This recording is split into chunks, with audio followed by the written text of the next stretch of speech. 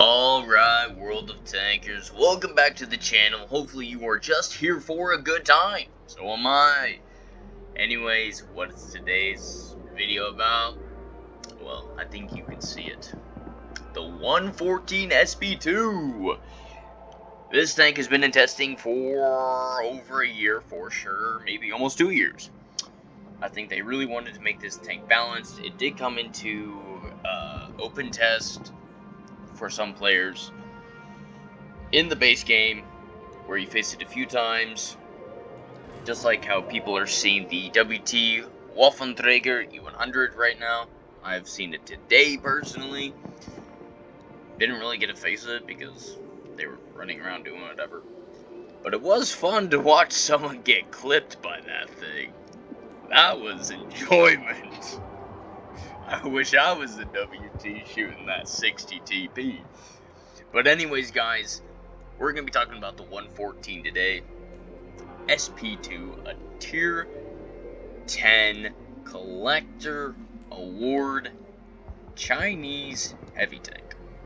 Yeah, that's a lot. That's a mouthful right there. You stupid bus. Nobody cares about you. Yeah, they have all these weird clicky things now in the game. Anyways, guys, let's check out what this vehicle can do, and will it become the next big meta in comp? Maybe in regular battles, but I don't see it being very popular till it comes out without crates. And let me tell you, this is the first tank I've ever had to buy all 30 flipping crates, and it was very annoying. Usually I can get the tank within 5 crates, give or take. That's about my average, which is not that much gold. I had to use most of my gold to get this tank. Not fun.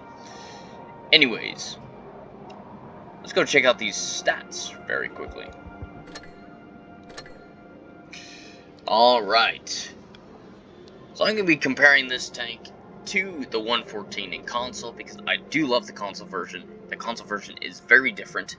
The console version is a tank destroyer. It has weaker armor. It is a bit quicker, but I feel like it has about the same DPM, give or take. But of course, console does have different equipment that you can boost that thing. I think I have that thing at 3.2k DPM. But then again, it is 15 versus 15, and there are some different things you can do in that game. Anyways, heavy tank style. Armor looks pretty dang good. It has a healthy amount of HE points of 2,704, or you can boost that armor, but we will be going that over the armor profile in the Inspector app here very shortly. View range, what do you expect? It's a heavy tank. Concealment, it's a heavy tank. We have that 2.5 DPM. Reload, you can see that. It's going to be 17 seconds if you run calibrated shells, which honestly, I don't see a reason why to run calibrated shells, because I will be showing you guys. The penetration, I feel like, is decent, but if you do want to run that calibrated, that HE does become nasty. But I will say this, I have HE'd enough tanks where I've rolled 900 plus with. Even then, you're going to be rolling 870 for your average. That is a huge boost if you can pen that and keep penning your other shots, because that 620 is nasty. You feel like a more mobile version of a 60 TP that has armor and no armor at the same time if you don't angle it. Aim time, not the greatest. Dispersion, not the greatest, but it works. Gun depression, I wish it was the 8 degrees or 10 degrees that the console version has, but still the 7 degrees you can work with. Just be aware of the cupola that is on top of the tank. There's actually 2 cupolas. I will be showing those in the armor profile. Its speed and mobility, I feel like it's not bad. I feel like this thing does get around. It does work with the terrain. I have played it on hard, soft, and actually, I haven't played it in water yet, but it doesn't feel sluggish. I feel like it gets around and does what it needs to be doing. Okay. Armor profile, we're doing the 114 versus the 114. just using itself against itself. Pretty standard. We're going to be looking at the AP shells here, kind of looking at it straight on. You do have the hatch, this tiny little hatch. You do have that vision port that's right there, and the lower plate. Yeah, this thing's pretty armored when you look at it. Of course, when it angles, you do have some weak spots that do show up. You do have that spot that you can pen at certain angles, but of course, you have that. Make sure that this is at the right angle, because you do have that troll spaced armor, and that spaced armor also does exist along there and whatnot. Of course, make sure you're shooting at the right angle when they're wiggling their turret.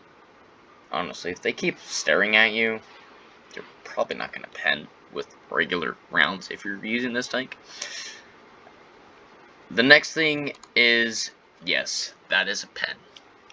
That pen shows up at any flippin' angle. You can't pen here or anywhere there. Maybe that's hidden behind a wall. Maybe that's hidden. They're angling that correctly. Boom. Right there. Of course, you're going to have to learn where that spot is. I personally haven't shot anyone there yet because I haven't faced this tank in this kind of position where they're completely hiding their tank yet. So, when I do find out that that does work, I will be posting it in the comments on this video so that everyone knows that spot works. Anyways, let's switch to heat. Oh yeah, look at that beautiful heat. Makes it a lot easier to pen. Takes away that, and yes, you can hit that part of the tank. And now let's go look at what the HE can do. Of course, that's if you pen, but you're probably doing more splash damage than you are anything up here. You're most likely going to pen and actually deal damage, but still, the chances are meh. If I was gonna shoot HE at this guy, I would do it right there. Alright, here we go on the replay. We're going to be on Normandy. It's going to be a tier 10 and tier 9 game, mostly tier 10. Alright, so I do think about going to where the Sheridan's going, but that concept is going to be dominating that ridge. So, I'm not going to risk it and get my cheeks penned 24/7. That tank has great premium ammo. We are going to load an HE shell here, try to get some damage done onto that guy, put some pressure from him, be able to fully push, let that Rasante gain that hill a bit more. 54, I don't know what you're doing, but you are getting punished for it. 140, going to be YOLOing. I guess our 54 isn't as bad as 140, but still. Alright, so we have a E100 and a Concept 1D over there. T95. All the TDs are over here. T95 shot. Looks like the T30 is going to move in. We're going to move in as well. Let the T30 take the hits. Going to look for a shot on the 183. Maybe hit the lower plate here. Yep, there it goes. Connects. Surprised that connected. That's really good. T30 goes down, sadly, by the T95. 54 is trying to look for a shot. We're going to get a shot right here. Maybe. Nope. We track the barn, allowing the 54 to kind of get around the T95. Badger finishes off the T95. Now we have the barn and the 183 here left in this push. I'm going to be pushing forward so I can put a round into the barn. Hopefully the Badger can maybe put a shot in or clear him whenever I get a shot. Did the Badger miss or did he go for the 183? I don't know. Should have clicked the other repair kit first. But whatever. 2,607 damage. We do finish off the barn. It is a 3 versus 4. 183 shuts down. Our 54 is a 2 versus 3 now. The Badger finished off the 183. We're up to 3,000 damage almost. We're gonna be not the greatest move after you've been spotted to just sit there in front of me. That guy probably helped throw the game for them, maybe. I'm expecting the E100 to kind of be a distraction right now while the 1B is flanking to the hills where the graveyard of tanks are. I'm using these bushes to see what I can get spotted, even though my view range isn't going to be the best in camo versus the 1B. The Sheridan's saying the concept's a one-shot. He is not. He's at 1,200, which is 2 shots for me and the Badger. Combined Badger, it would be roughly 3 shots. What I want to do is to keep the Badger alive. I want him to stay with me, because if they clear me, they both can surround him, or the 1B can surround him. Looks like he's going to be following me, so that is good. Great teamwork from the Badger here. We're going to see if we can stop the 1B from being able to get into a position where he's going to be more OP. E100s are... Ooh, Concept is coming around this way. We do put a nice shot into him, making him a one-shot for me or the Badger. We're going to angle up here, try to get him to bounce. Badger misses the shot. 1B misses, going to be pushing. Ooh, Badger will be holding his position there. Going to come around, clear him. I am a 2-shot now for the E100, so I can take a hit. I'm going to just wait for my reload. E100 fires. Badger puts a shot in, which means I can put 1 shot in and he can finish him off. Let's go, Badger. Nice game. Nice game. Quick, simple, easy. Wonderful game. Wonderful game. Let's see what these results are. So we dealt 5,222 damage. We blocked 790. Not bad, not the greatest. Destroyed 3 out of the 6 we damaged. We did secure ourselves the high caliber medal and the ace tanker there. We did make a good amount of experience with that ×5 and a great amount of credits there. Definitely helped to carry the team to victory there with a nice base experience. 3 kills and that 5k.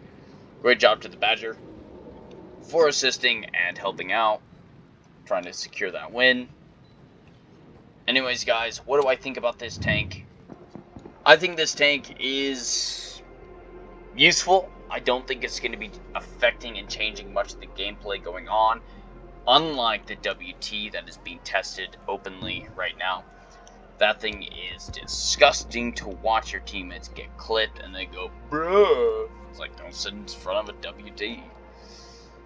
But then again, some of these players probably don't even know what that thing is from the PC era. The old good days.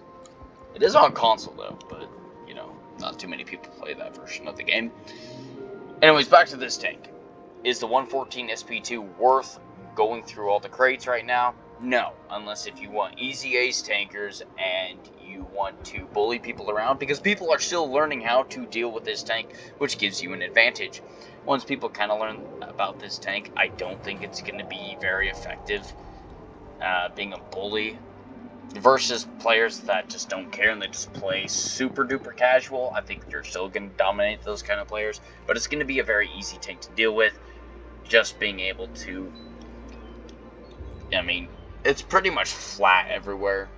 It's not the fastest, but it does get around. Its gun is nasty when it hits you. Do I think it's going to be comp worthy? No. There might be a few teams that use it in certain situations, but I do not see this thing becoming the next big comp tank, like the SDRV or the E6, those tanks when they came out, or when they got buffed or nerfed. Anyways, guys, hopefully you know how to deal with this tank now, or have an idea how to, or if you want to pick up this tank now, or hopefully save up for it later, which I do recommend. If you want something that's kind of like an E100 60 TP with some decent looking features, I guess. Anyways, guys, take care. GG 07.